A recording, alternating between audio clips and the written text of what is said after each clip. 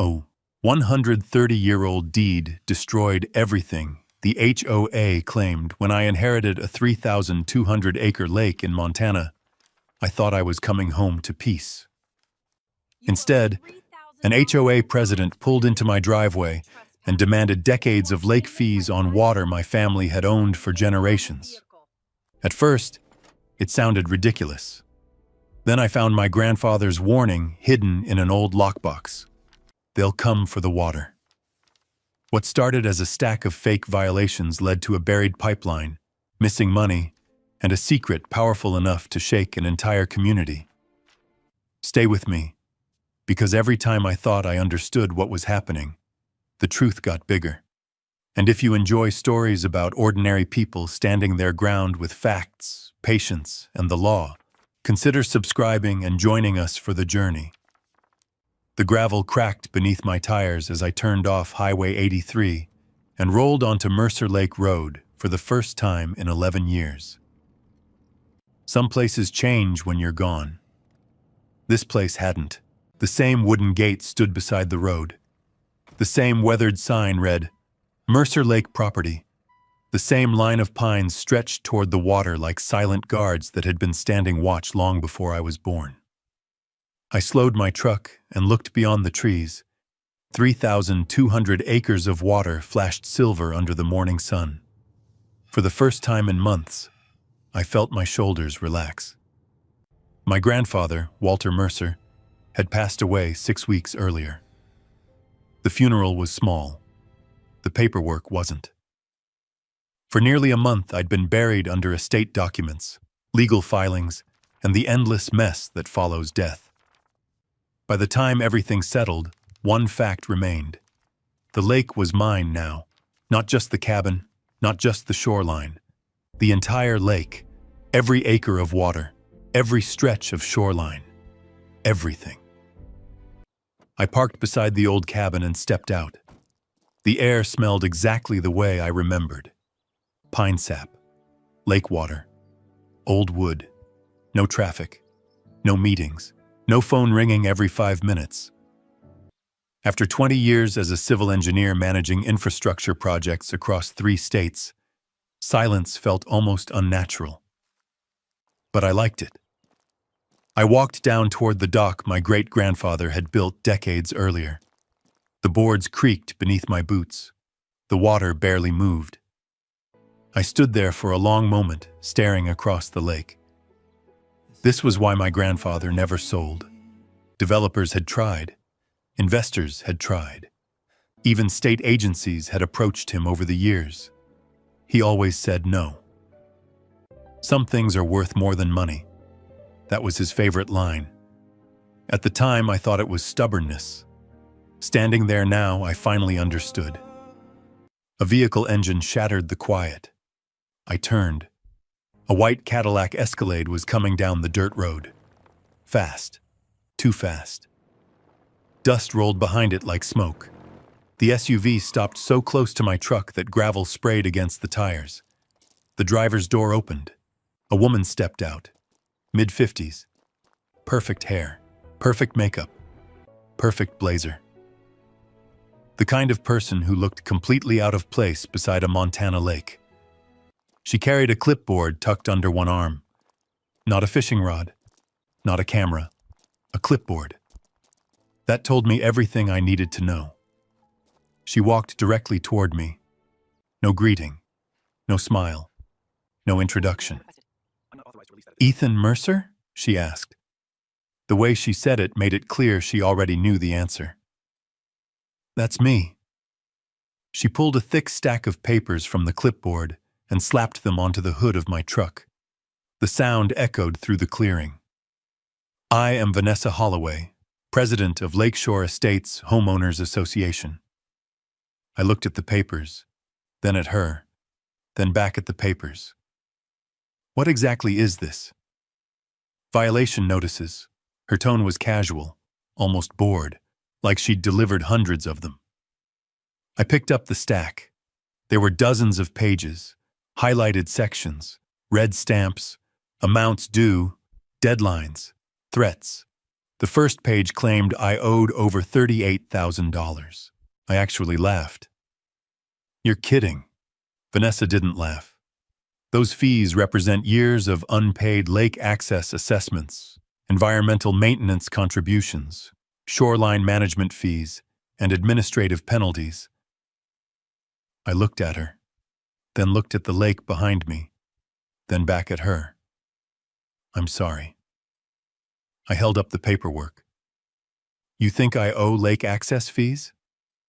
Correct. I waited for the punchline.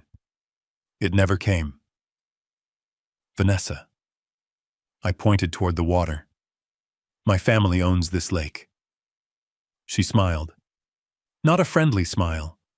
The kind people use when they think they're talking to someone stupid. Ownership claims don't exempt residents from community obligations. Residents? Lake-adjacent property owners. I stared at her. The confidence was unbelievable. You understand that my family owned this lake before your HOA existed, right? Our records show the lake is managed under community authority. I almost laughed again. Almost. Instead, I felt something colder settling into my chest, because Vanessa wasn't bluffing. People bluff differently. They hesitate. They over-explain. They get defensive.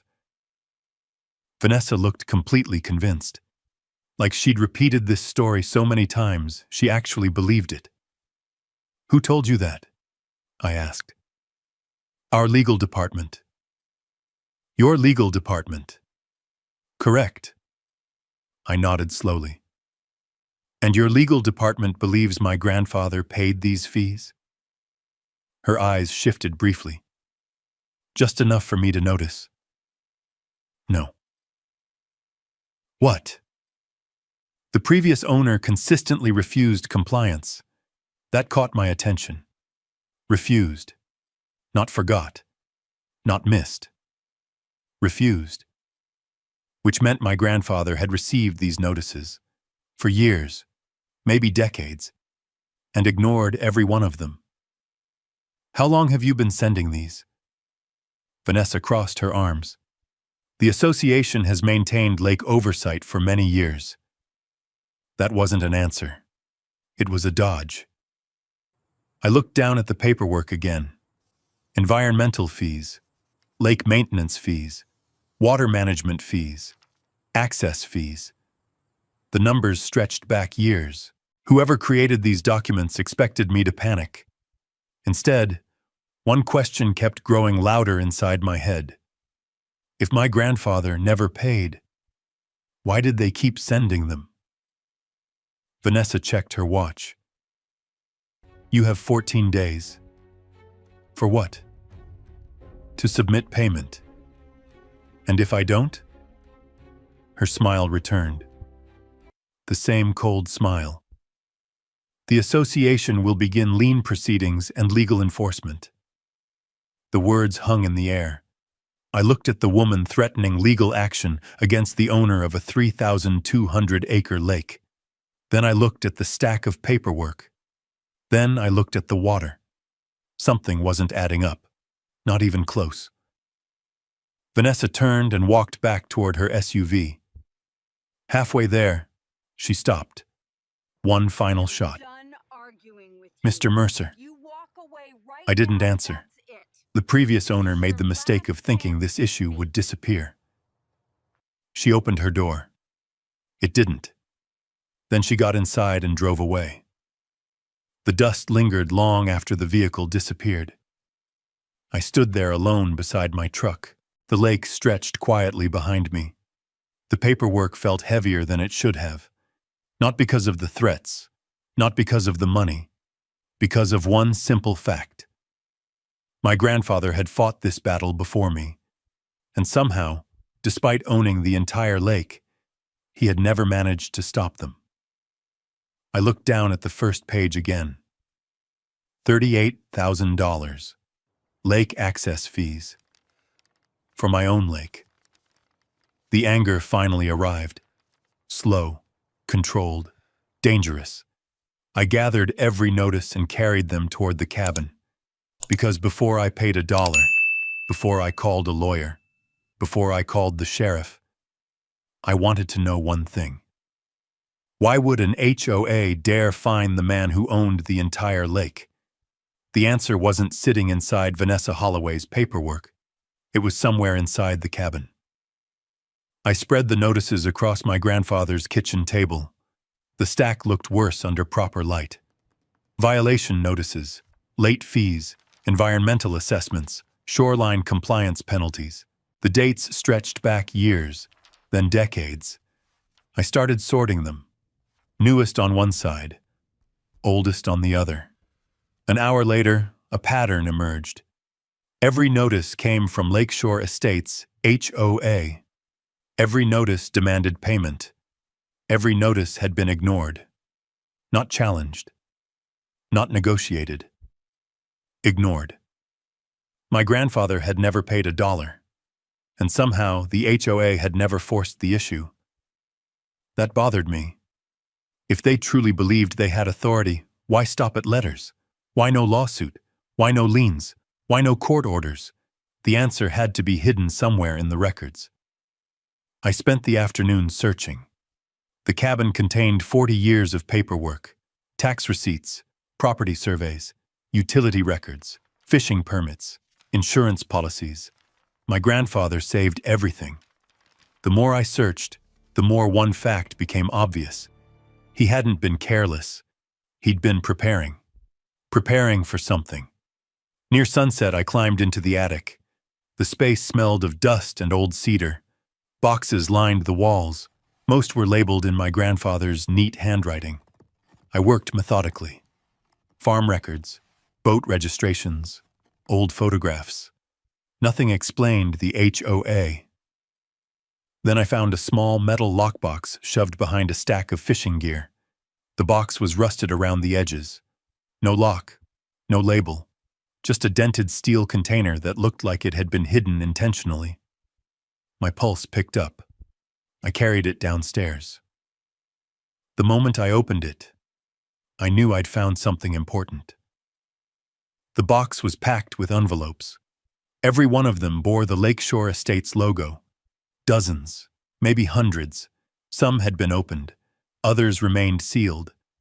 Across many of them, my grandfather had written the same word in black marker. Rejected. I sat down and started reading. The oldest notice was nearly 20 years old. The language was almost identical to Vanessa's. Lake management fees, environmental oversight charges, water access contributions. The numbers changed. The threats changed. The story never did. The HOA had been demanding money from my grandfather for 2 decades, and every single time, he refused. I kept digging through the box. Near the bottom, beneath the notices, I found a folded piece of paper. Not official, not typed, handwritten. The moment I recognized my grandfather's writing, I stopped breathing. The note contained only one sentence. Ethan, if anything happens to me, check the deed. The real deed. They'll come for the water. Grandpa. I read it twice, then a third time. The water.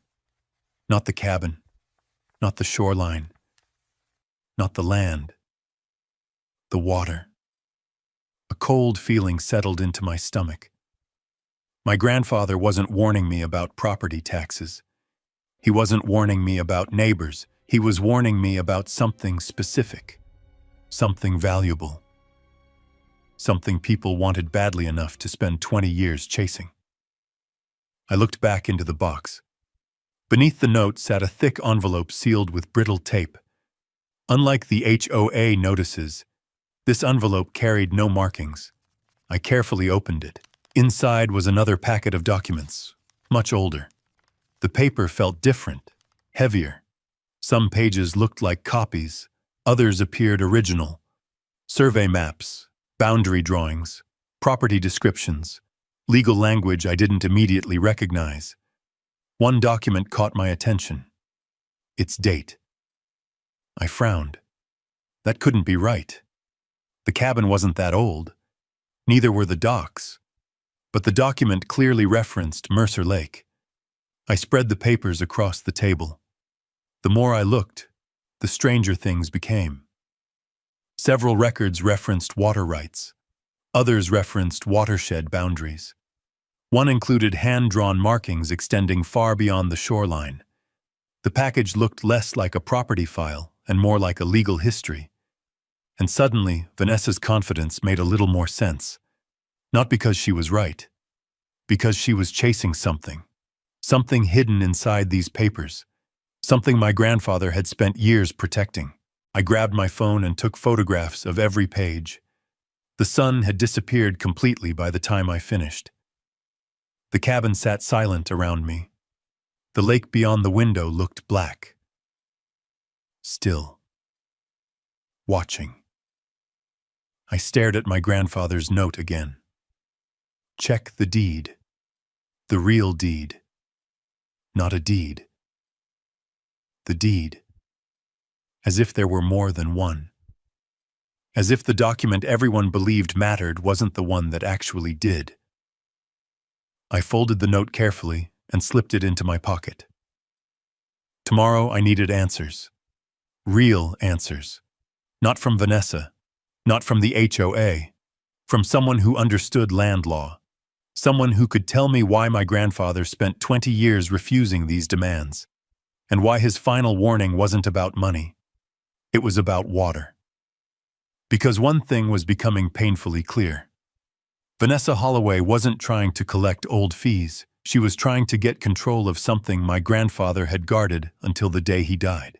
And I was starting to suspect she wasn't the only one interested in it.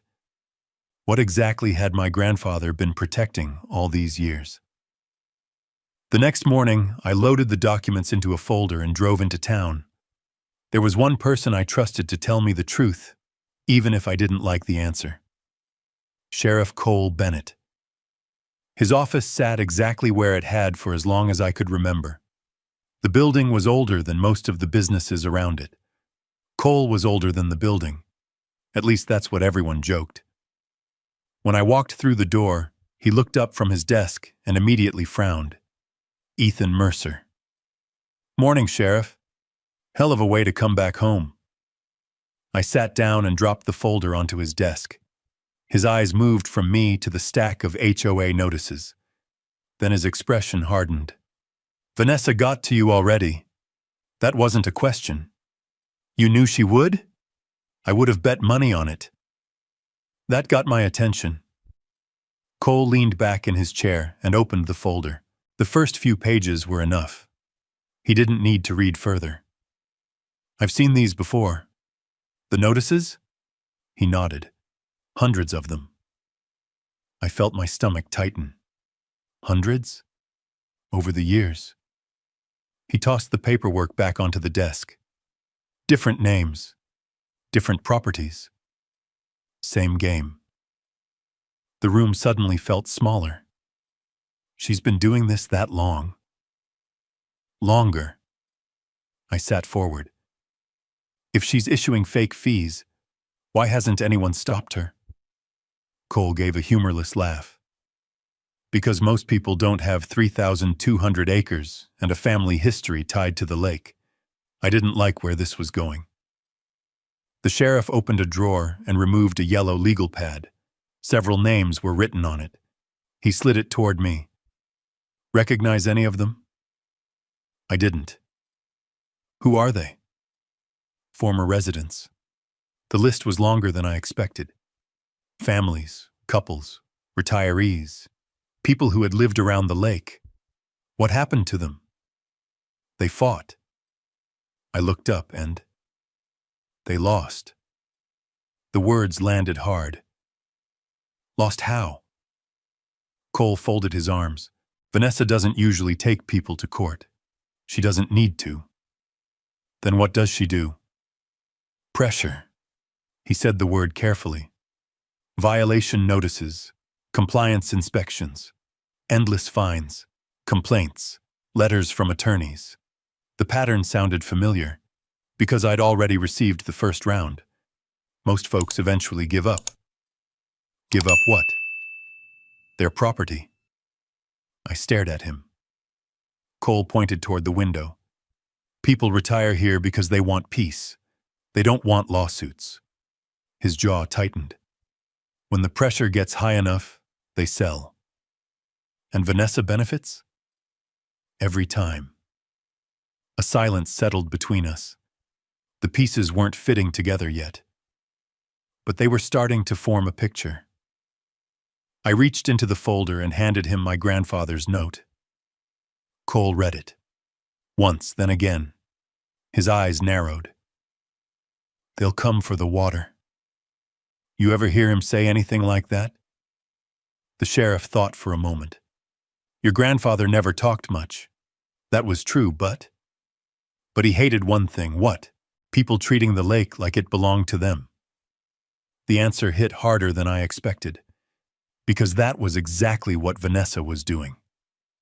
I slid the century-old documents across the desk. These came from a lockbox. Cole examined the first page, the second, then the third. His expression changed. Not shock. Recognition.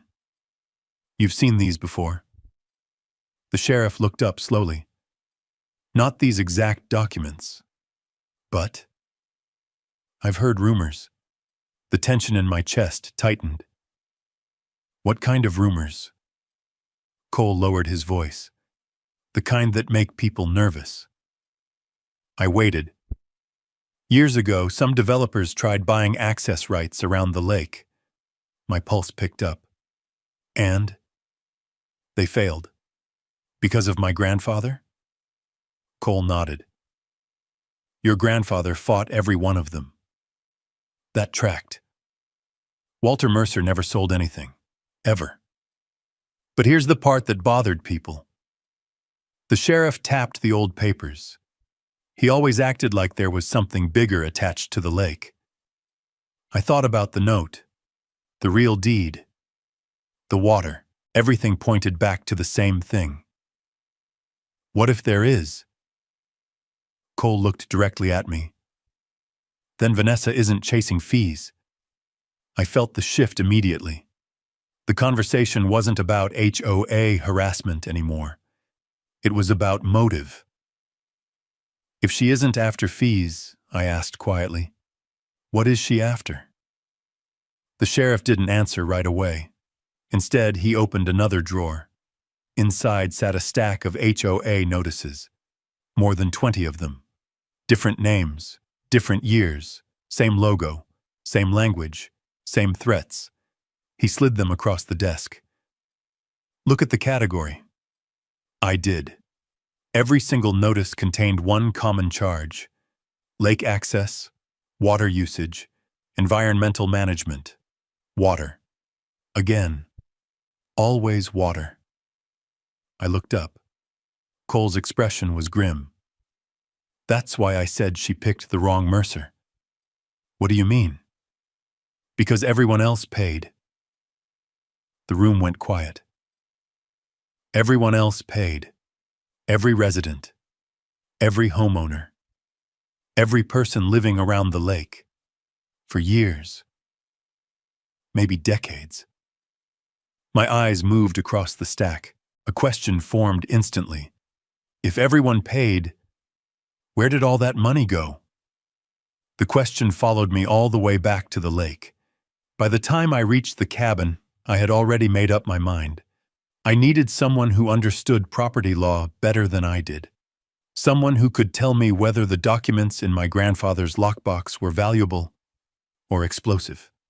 The next morning, I drove to Helena and walked into the office of Rachel Dawson. If you owned land in Montana and found yourself fighting over water rights, Rachel Dawson was the person people called. And if Rachel Dawson agreed to take your case, it usually meant someone else was about to have a very bad month. She looked through the documents in silence. The silence lasted longer than I liked. 5 minutes. 10. 15. She didn't ask questions. didn't make comments, didn't even look up. She just kept reading. Finally, she sat back. Then she read the oldest document again. A second time. That got my attention. Rachel? She didn't answer immediately. Instead, she slid one of the pages toward me. Where exactly did you find this? My grandfather's lockbox. Her eyes narrowed. Good. What do you mean? Because if this came from anywhere else, I'd assume it was forged. My stomach tightened. What is it? Rachel leaned forward. Ethan, do you know what you inherited? A lake. She shook her head.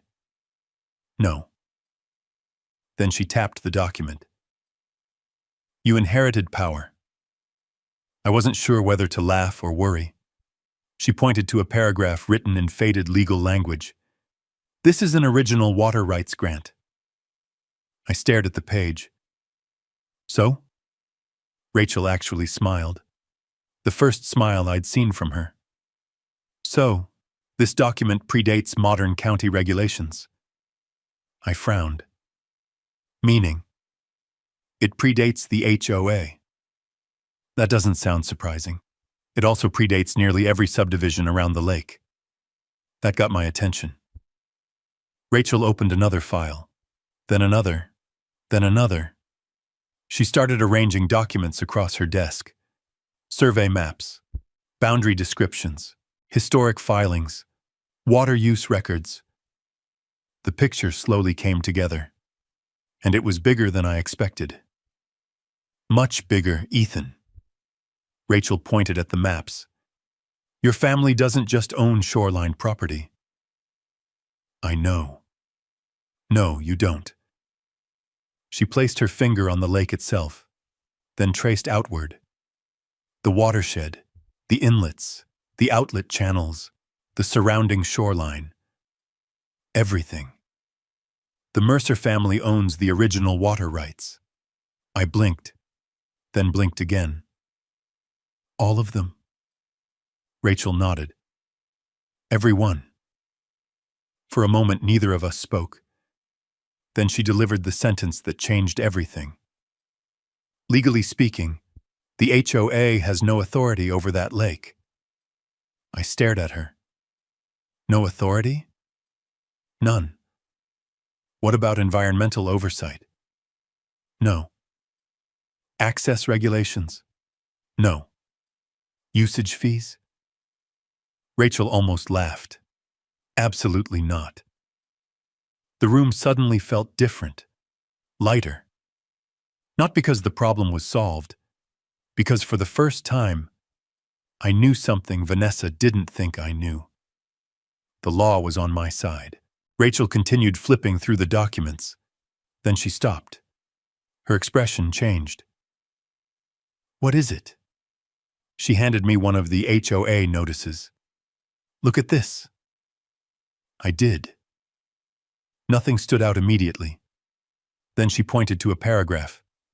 The notice claimed the HOA maintained legal jurisdiction over lake management activities. I looked up. Rachel's eyes hardened. That's false. Completely? Completely. I felt anger rising. Every fee, every threat, every violation, all of it built on a claim that legally didn't exist. Rachel wasn't finished. She grabbed a legal pad and started making notes. The bigger question isn't whether they're wrong. It's why they're willing to be wrong. I sat forward. What do you mean? Ethan, people don't fabricate authority for 20 years by accident. The words landed hard. Because she was right. This wasn't a misunderstanding. Vanessa wasn't confused. The HOA wasn't making clerical errors. Someone had deliberately built an entire system around a lie. And according to Sheriff Bennett, residents had been paying into that system for years. Rachel looked down at the stack of notices. How often did they contact your grandfather?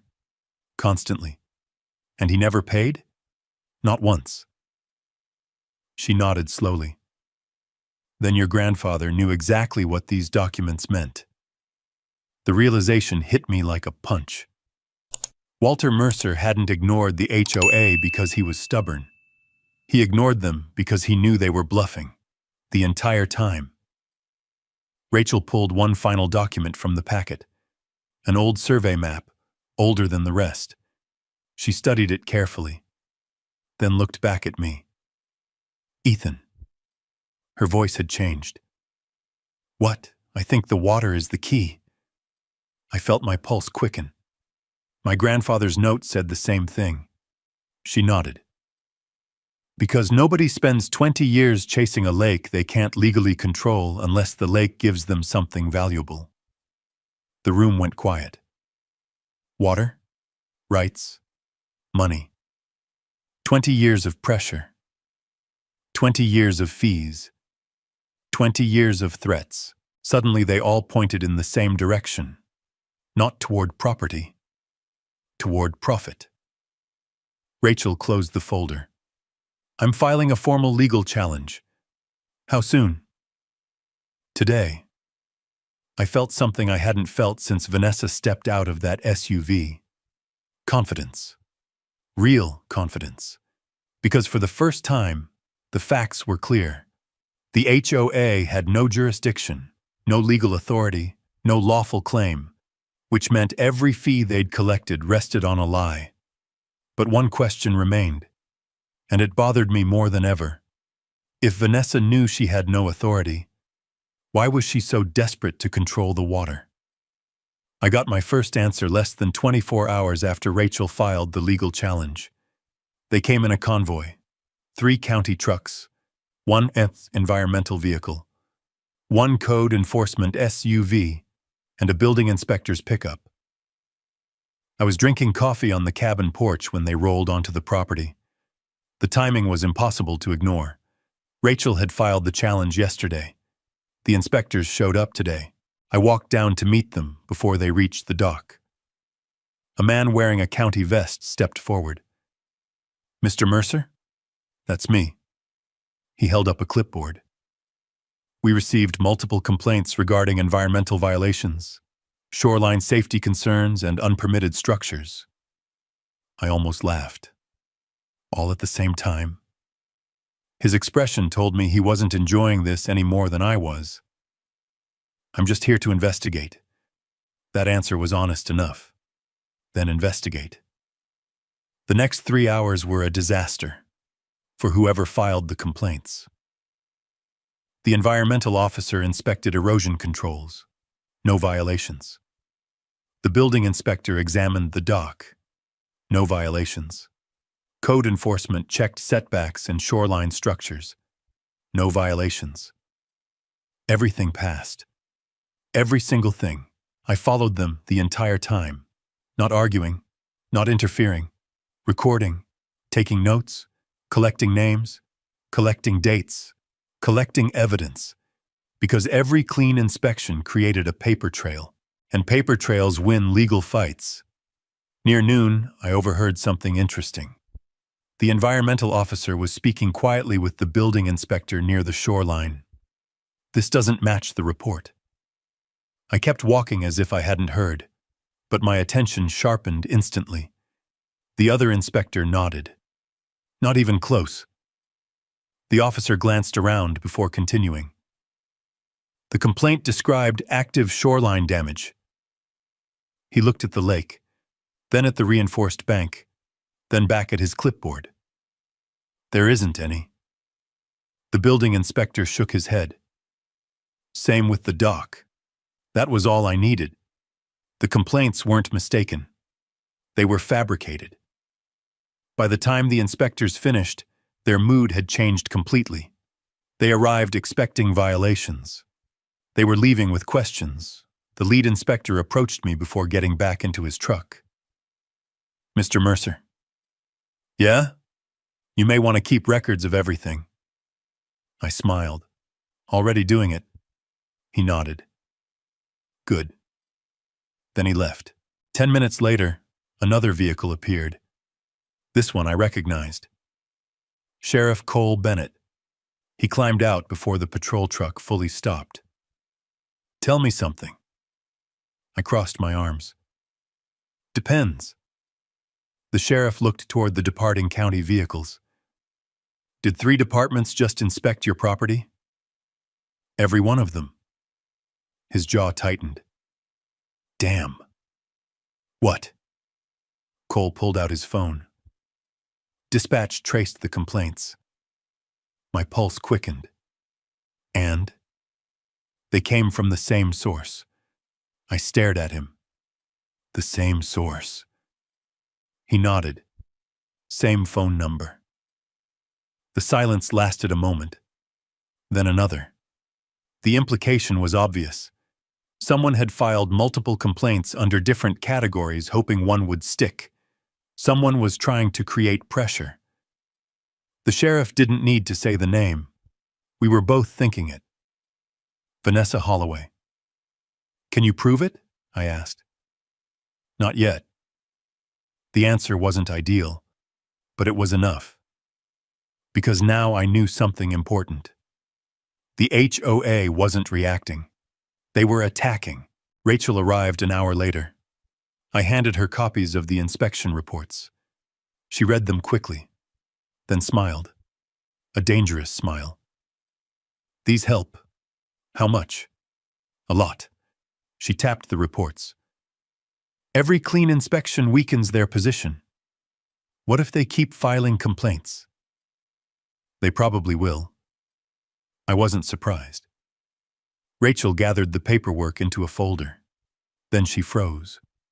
Her eyes locked onto one of the HOA notices sitting on the kitchen table. "What?" She picked it up. "Read it." Then read it again. The wording. I frowned. "What about it?" She pointed to a paragraph. The notice referenced environmental instability and water management concerns. Almost identical language to the county complaints. The same phrases, the same terminology, the same claims. Rachel looked up slowly. "This is coordinated." I felt my stomach tighten. "You think Vanessa wrote the complaints?" "I think whoever wrote the complaints also wrote these notices."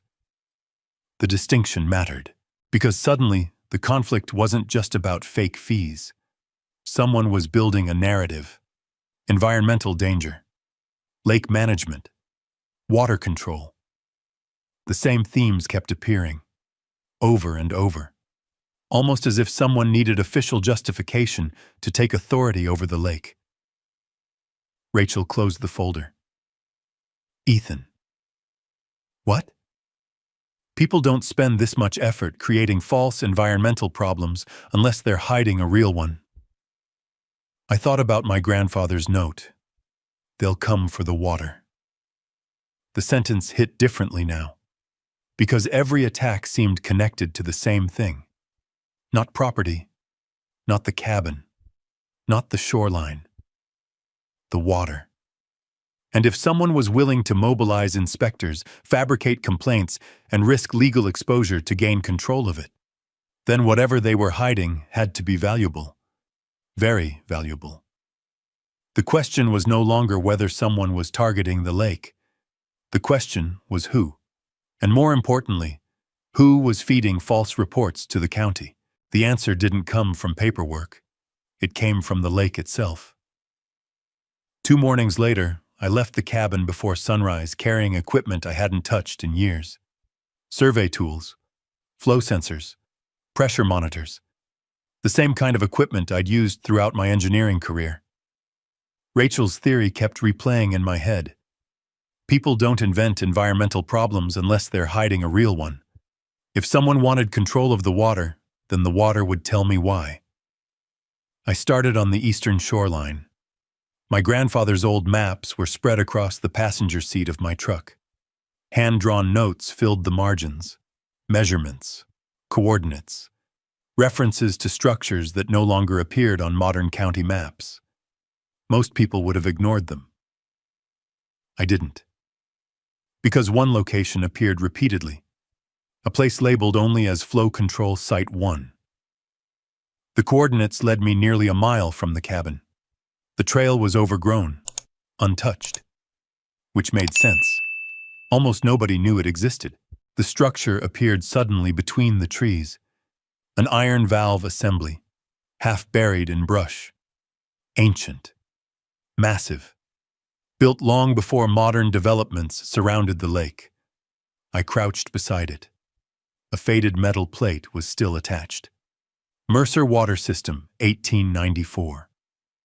My pulse jumped. This wasn't just a valve. It was infrastructure. Proof that my family had actively managed the lake generations before the HOA existed. I cleared away debris and began installing sensors. The first readings looked normal. Water pressure, flow rate, ground saturation. Everything matched what I'd expect from a healthy mountain lake. Then the second set of readings appeared. I frowned. Something was wrong. Very wrong. The pressure graph showed a consistent draw, not natural drainage, not seasonal movement. Water was leaving the lake, continuously, in significant volume. I recalibrated the equipment, ran the measurements again. Same result. The draw was real.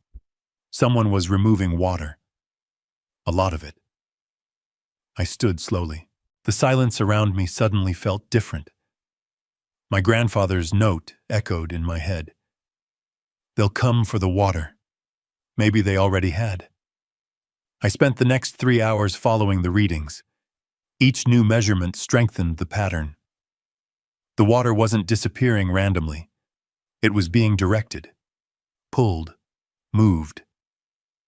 The pressure signatures pointed toward the western side of the lake, toward private development land. Toward property my grandfather had marked repeatedly on old maps. As I checked another reading station, a voice interrupted me. "You've got the same look he used to get." I turned. An older woman stood near the shoreline holding a tackle box. I recognized her immediately. Grace Hollowell, one of the few people around the lake who'd known my grandfather longer than I had. "Grace." She smiled. "Haven't seen you since you were a teenager." I looked at the equipment, then at her. "You knew my grandfather came out here." "Knew it." She laughed softly. "I came with him half the time." That got my attention. I pointed toward the old valve. "What was he monitoring?" Her expression faded. "The lake." "Why?" Grace looked across the water. "Because he stopped trusting people." That wasn't the answer I expected. "What people?" Her eyes narrowed. "Developers." I felt the pieces beginning to move. "Any specific developer?" The pause lasted just long enough. Then she nodded. "Bradley Pierce." The name meant something. Not much, but enough. I knew Pierce owned a luxury resort on the western side of the lake. Expensive cabins, private docks, vacation rentals, money, a lot of money. What happened between them? Grace shook her head. "Your grandfather never told me everything. But I heard enough. I waited. Bradley wanted access." "Access to what?" Her eyes moved to the water. That answer told me everything.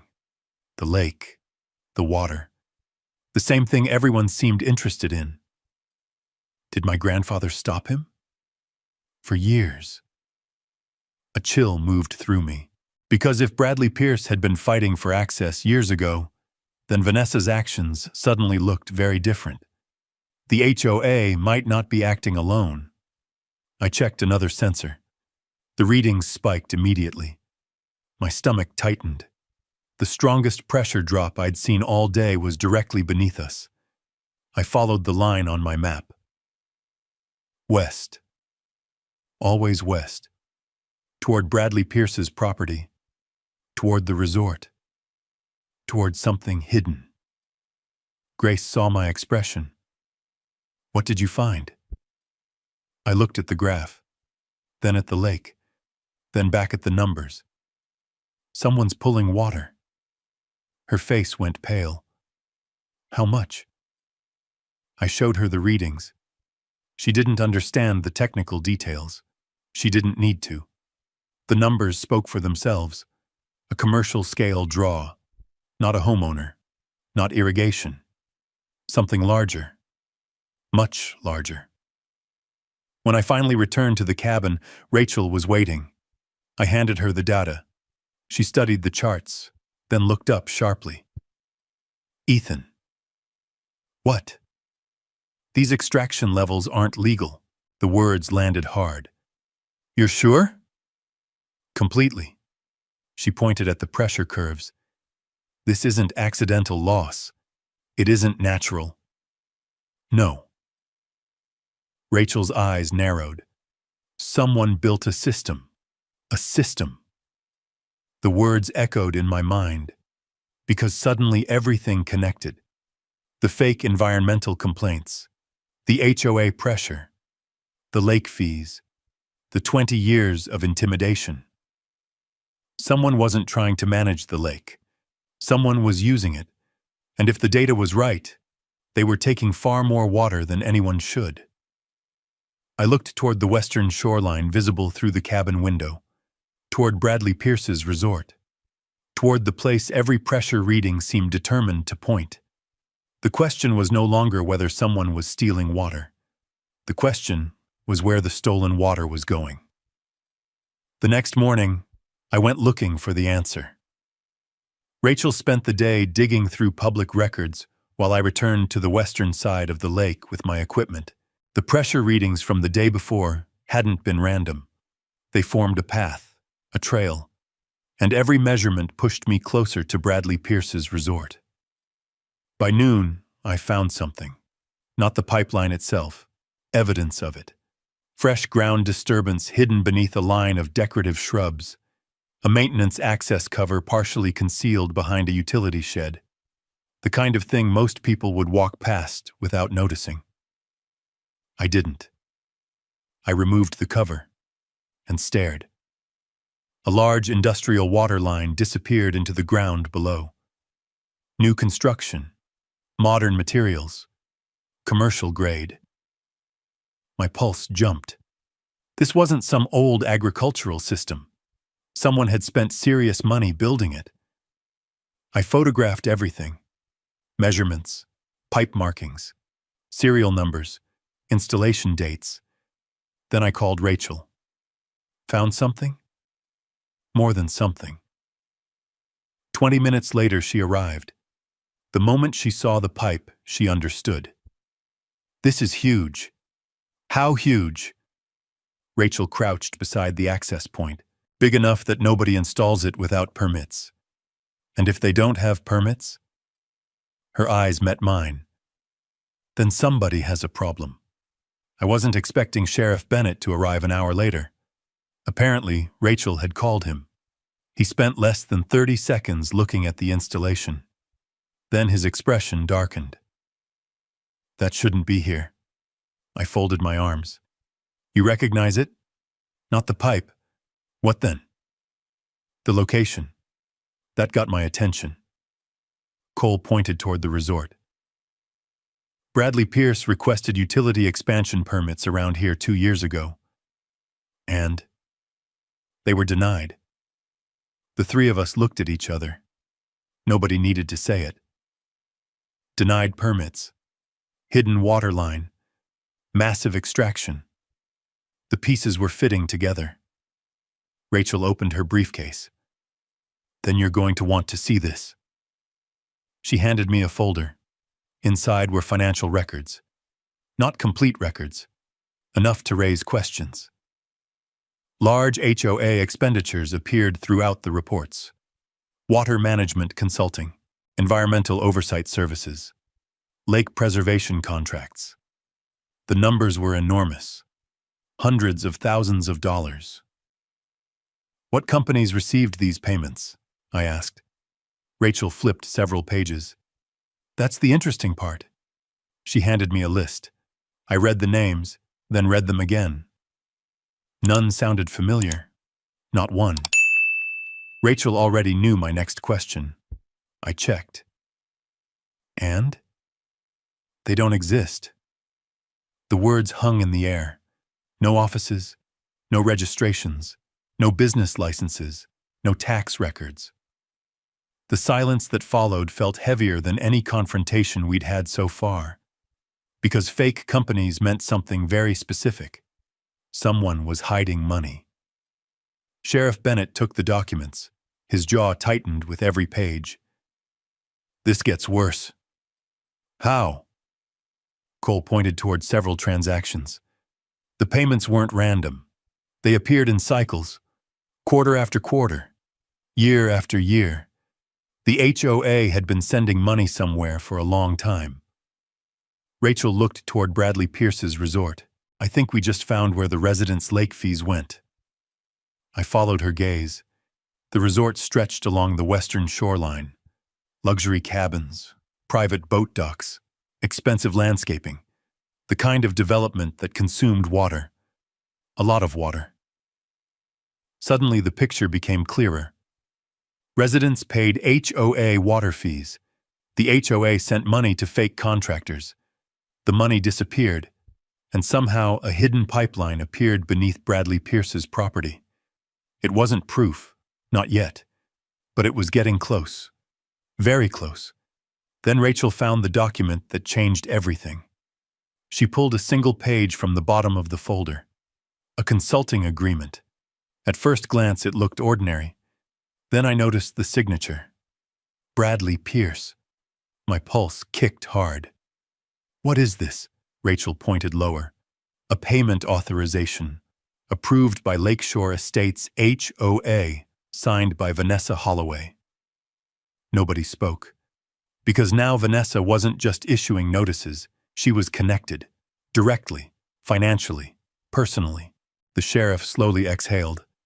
Well, I looked at him. Well, what? Cole folded the paper. I think your HOA president just became a lot more interesting. Rachel nodded. The question isn't whether she's involved. It's how involved. The realization landed like a hammer. For weeks, Vanessa had acted like the villain. The person behind the threats, the fines, the inspections, the intimidation. But maybe she wasn't the mastermind. Maybe she was protecting someone else. Someone with deeper pockets. Someone who stood to gain far more than HOA dues. Someone like Bradley Pierce, the resort owner, the developer. The man who had spent years trying to gain access to Mercer Lake. Sheriff Bennett looked toward the hidden pipeline, then toward the resort, then back at me. Ethan. What? I don't think this started as an HOA dispute. Neither did I. Not anymore. Because the evidence pointed somewhere bigger, much bigger. The HOA wasn't collecting fees because they wanted compliance. They were collecting money because somebody needed funding. And the stolen water? That wasn't the goal. It was the product. The thing being sold. The thing making someone rich. I looked at the pipeline disappearing underground toward Bradley Pierce's property. Then at Vanessa's signature sitting on top of the financial records. The answer was finally taking shape. Vanessa Holloway wasn't protecting a neighborhood. She was protecting an operation. The only question left was whether she was running it, or working for the man who was. We didn't have long to wait for an answer. The next morning, Rachel received a notice from the HOA. Not a letter. Not a warning. An emergency meeting announcement. The title sat in bold print across the top of the page. Emergency Community Action Session. Below it was a proposal that made my blood run cold. Temporary HOA control of Mercer Lake. I read it twice, then a third time. The language was carefully written. environmental concerns, water management risks, community protection measures. The same phrases Vanessa had been using since the day she arrived at my property. Only now they were trying to formalize it. Rachel looked up from the notice. They're moving faster than expected. Why? Because they're scared. I wasn't sure I agreed. Scared people hide. Scared people retreat. Vanessa was escalating. Then Sheriff Bennett explained it. They know you're getting close. That made more sense. The legal challenge, the hidden pipeline, the fake contractors, the financial records. The pressure was finally moving in the opposite direction, and they didn't like it. The meeting was scheduled for that evening. Word spread quickly. By sunset, half the community seemed headed toward the Lakeshore Pavilion. Residents, board members, local business owners, even reporters. Apparently, people got interested when rumors of water theft started circulating. Rachel and I arrived together. Sheriff Bennett followed shortly afterward. The room was already packed. Vanessa stood at the front beside a projector screen. She looked confident, almost rehearsed. Large charts covered the walls, environmental graphs, lake-level projections, photographs of shoreline erosion. Every visual pointed toward the same conclusion. The lake was supposedly in danger, and only the HOA could save it. I took a seat near the back. Rachel sat beside me. Neither of us said much. We wanted to hear what Vanessa would do. The meeting started exactly at 7. Vanessa stepped to the microphone. Thank you all for coming. The room quieted. For years, Lakeshore Estates has worked to protect this community. The speech sounded polished, too polished. She clicked to the first slide. A graph appeared. The lake faces increasing environmental pressure. Another slide. Unchecked private control creates serious risks. Another. Emergency intervention may be necessary. I looked around. Some residents appeared confused. Others looked worried. A few seemed convinced. That was the danger. Most people didn't understand water law. Most people assumed authority figures were telling the truth. Vanessa knew that, which was exactly why she was standing at the podium. Then she finally got to the point. The board recommends temporary administrative control of Mercer Lake. A murmur moved through the crowd. Not approval, confusion. Good. People were paying attention. Vanessa continued. The measure would allow the HOA to oversee environmental protection efforts while legal questions are resolved. Rachel leaned toward me. Listen carefully. I knew why. Every word mattered, because every claim she made could later become evidence. Vanessa clicked to another slide. Aerial photographs filled the screen. This lake belongs to the community. There it was. The sentence. The lie. The one she'd been building toward for weeks. I saw Rachel smile. A small smile, but a dangerous one. Because Vanessa had just crossed a line. The microphone squealed briefly as someone stood. Me. Every eye in the room turned. Vanessa's expression tightened instantly. Ethan. I ignored her. Instead, I walked to the front carrying a leather folder, the same folder that held my grandfather's documents. The room grew quiet. Reporters lifted cameras. Residents leaned forward. Vanessa folded her arms. This meeting is for residents. I am a resident. Her jaw tightened. Fair point. I stopped beside the podium, then removed a single document. The original water rights deed. The room watched. Silent. Waiting. I placed it on the table. This document predates the HOA. Nobody spoke. It predates every subdivision around this lake.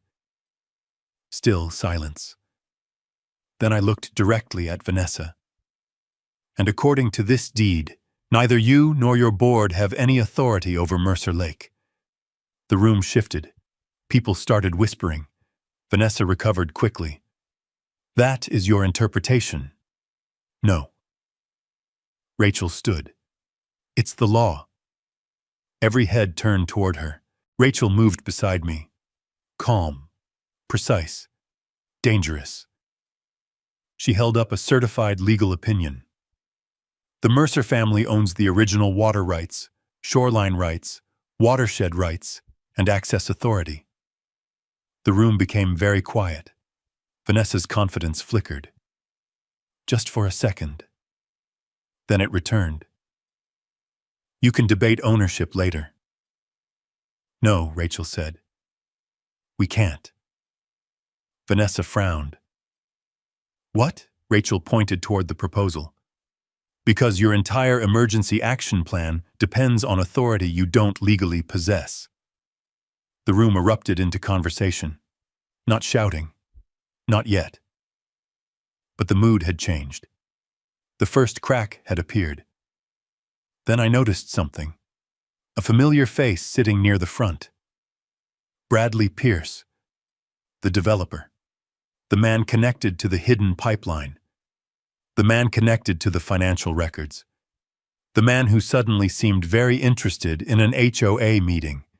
And when our eyes met, he didn't look surprised to see me. He looked concerned.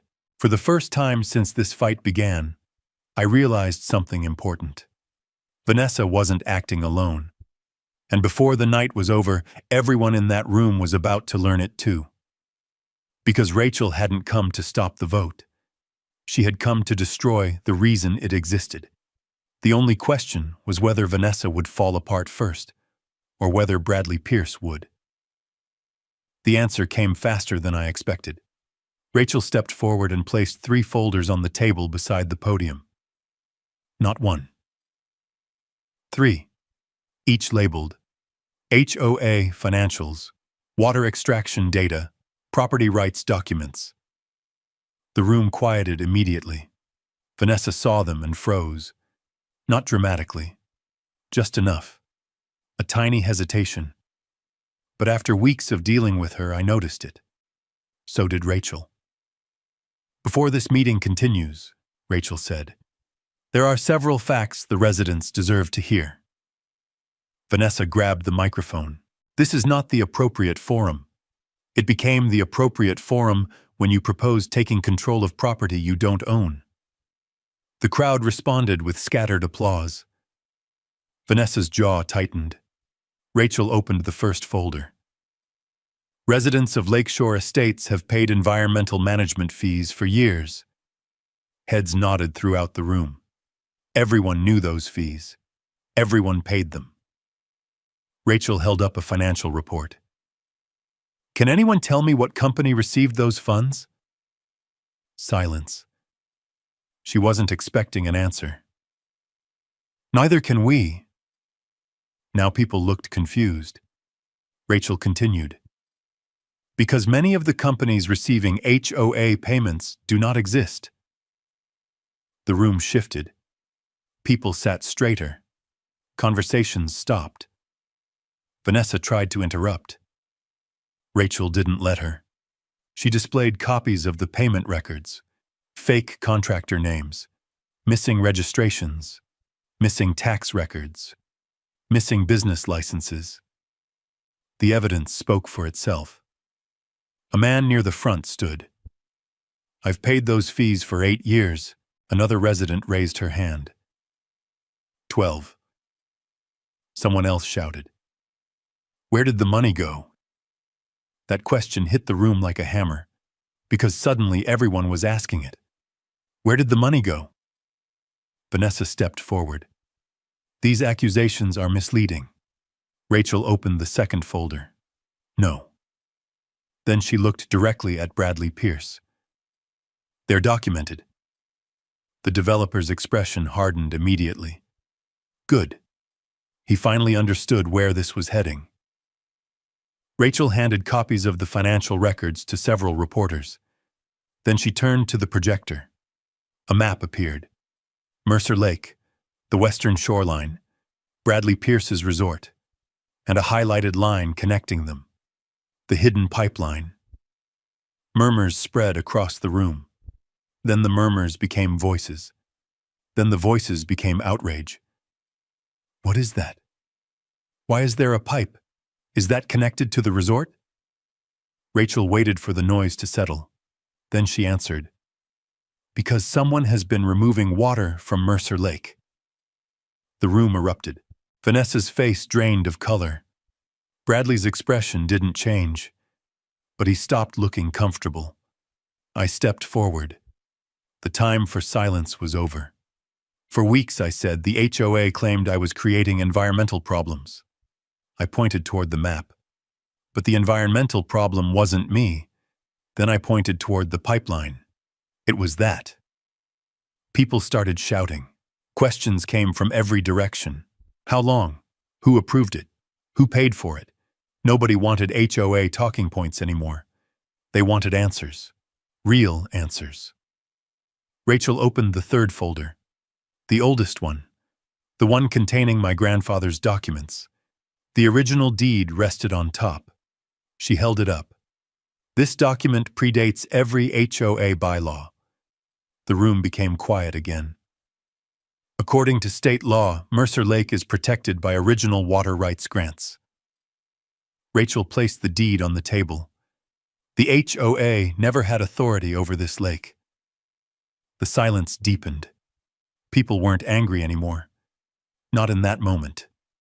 They were stunned, because everything they'd been told for years suddenly looked different. The rules, the fees, the notices, the warnings, the authority, all of it. Vanessa reached for the microphone. We acted in the community's best interests. Rachel turned toward her, then asked a single question. The question that ended everything. Then show us the environmental report. Vanessa blinked. Nobody moved. Rachel repeated herself. The report. Silence. You based this takeover proposal on environmental danger. Silence. Show us the study. The room watched, waiting. Vanessa opened her mouth, closed it, looked toward Bradley, then back toward the crowd. No answer came, because there wasn't one. The report didn't exist. The environmental crisis didn't exist. The justification didn't exist. For the first time since I met her, Vanessa Holloway had nothing to say. The room went completely silent. Not confusion, not tension. Real silence. The kind that appears when everyone reaches the same conclusion at exactly the same moment. She lied. Then it broke. Residents stood. Questions became accusations. Accusations became demands. One man waved years of HOA notices in the air. A woman shouted about fees she'd paid for over a decade. Another demanded an audit. Another demanded resignations. The reporters couldn't write fast enough. The cameras never stopped recording. Bradley Pierce finally stood. Bad decision. The moment he did, half the room turned toward him. People recognized him. The developer. The resort owner. The man connected to the pipeline. His attempt to leave only made things worse. Sheriff Bennett stepped directly into his path. Not aggressively. Just enough. Going somewhere? Bradley's jaw tightened. The crowd noticed. Everything was unraveling now. Fast. Rachel leaned toward me. We've got them. I looked around the room. At the residents. At the reporters. At Vanessa. At Bradley. At the deed sitting on the table. For weeks we'd been building evidence, following records, tracking water, connecting financial trails. Now the entire community could see it. The HOA wasn't protecting the lake. They were using it. and the people paying the price had finally figured it out. But one question still remained. A question every resident in that room wanted answered. Exactly how much money had they stolen? The answer arrived 3 days later. State investigators showed up before sunrise. Not one vehicle. 6. By noon, the HOA office was closed. By evening, every HOA account connected to Lakeshore Estates had been frozen. And by the next morning, the story was on every local news station in western Montana. The investigation moved faster than anyone expected, mostly because Vanessa and Bradley had left a trail. A very expensive trail. Rachel called me the moment the first forensic accountants finished reviewing the records. "You sitting down?" That was never a good sign. "How bad is it?" There was a pause. Then she answered, "Just over $4.6 million. I stopped talking. 4.6 million. Not fees, not operating expenses, not accounting mistakes. Money. Residents' money. Collected over nearly 2 decades. Moved through fake contractors. Hidden through consulting agreements. Redirected into development projects. And according to the investigators, much of it ended up benefiting Bradley Pierce's resort operations. The outrage that followed was immediate. Residents who had once feared the HOA now lined up outside the county courthouse. Some wanted refunds, others wanted lawsuits, most wanted answers. Sheriff Bennett wanted something simpler: evidence, and evidence kept arriving. The State Environmental Board confirmed the hidden pipeline violated multiple permitting requirements. Engineers traced the line directly from Mercer Lake toward infrastructure supporting Bradley's resort expansion. The extraction data matched my sensor readings almost perfectly. The water theft wasn't a theory anymore. It was documented. Every report strengthened the case. Every document narrowed their options. Vanessa tried to fight. At first, she issued statements, claimed misunderstandings, blamed accountants, blamed consultants, blamed former board members. Then investigators discovered the consulting agreements, the ones carrying her signature, the ones authorizing payments, the ones connecting her directly to Bradley Pierce. After that, the excuses stopped. Bradley lasted slightly longer. Developers always do. He hired attorneys, issued public statements, claimed he acted in good faith. Then the state located communications linking him to the unauthorized water infrastructure. That ended the argument. The legal process took months. The outcome did not. The court ruled that Lakeshore Estates HOA had exceeded its authority for years. The fee structure was declared invalid. The fraudulent contracts were voided. The hidden pipeline was ordered removed. Assets were seized. Records were preserved. And both Vanessa Holloway and Bradley Pierce faced consequences tied directly to the evidence they left behind. The most satisfying moment wasn't in court. It happened later. Much later. After the investigations, after the headlines, after the lawyers finished arguing. The HOA signs came down first. Then the warning notices disappeared. Then the fake lake access restrictions vanished. One by one, the things that had controlled people for years simply stopped existing. The fear disappeared with them. Not long afterward, I announced something that surprised almost everyone. I wasn't going to close the lake. I wasn't going to build gates. I wasn't going to charge residents for access. Because that had never been the point. The point was protecting it. The same thing my grandfather had spent years trying to do. Working with Rachel, county officials, and community representatives, we created the Mercer Lake Conservation Trust, a nonprofit organization. Transparent finances, independent oversight, public reporting, no hidden fees, no private control, no HOA authority. The structure protected the water rights while ensuring the community could continue enjoying the lake responsibly. exactly the way it should have been from the beginning. Grace Hollowell became one of the first board members. Sheriff Bennett accepted an advisory role. Rachel helped draft the legal framework. For the first time in years, people trusted the system because they could actually see it. A few months later, I stood on the same dock where this entire fight had begun. Families were fishing. Kayaks moved across the water. Kids skipped stones along the shoreline. Nobody worried about violation notices. Nobody worried about surprise fees. Nobody worried about Vanessa Holloway or Bradley Pierce. The lake looked the same, but everything around it had changed.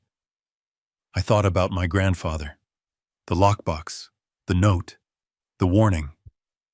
They'll come for the water. He'd been right.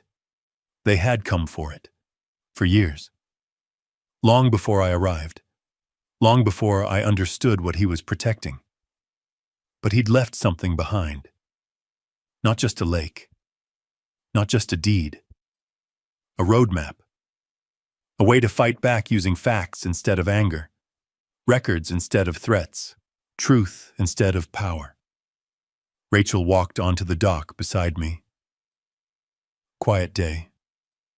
That's the goal, she smiled. You know your grandfather would have enjoyed this. I looked across the water. The same water people had spent decades trying to control. The same water that exposed every lie. The same water that ultimately defeated them. Maybe. Rachel laughed softly. That's the closest thing to sentimental I've heard from you. I shrugged.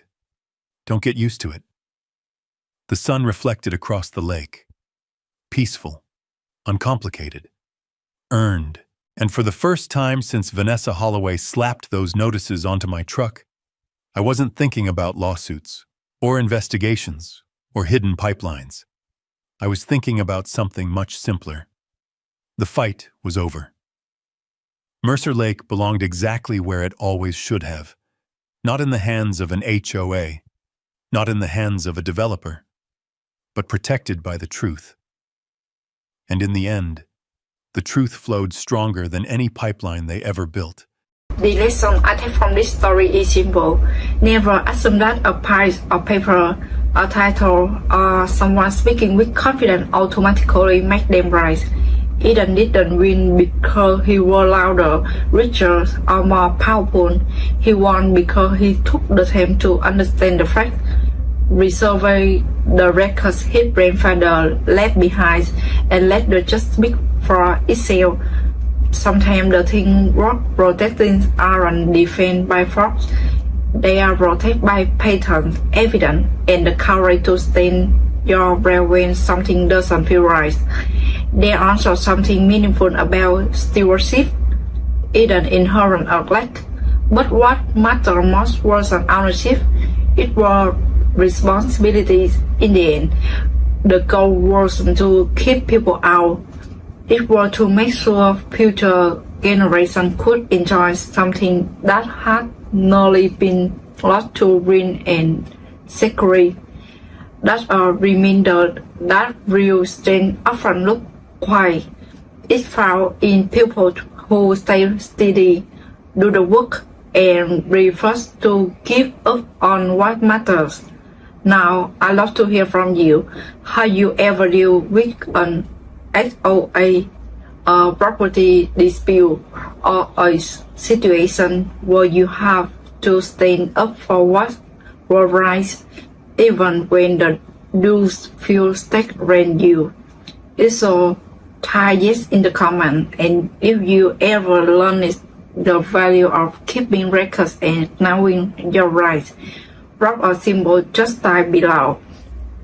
And if story like this story about resiliency, common sense, and ordinary people standing firm means something to you, consider subscribing. There are plenty more HOA and land rights stories ahead, and I'll be honored to have you along for the channel.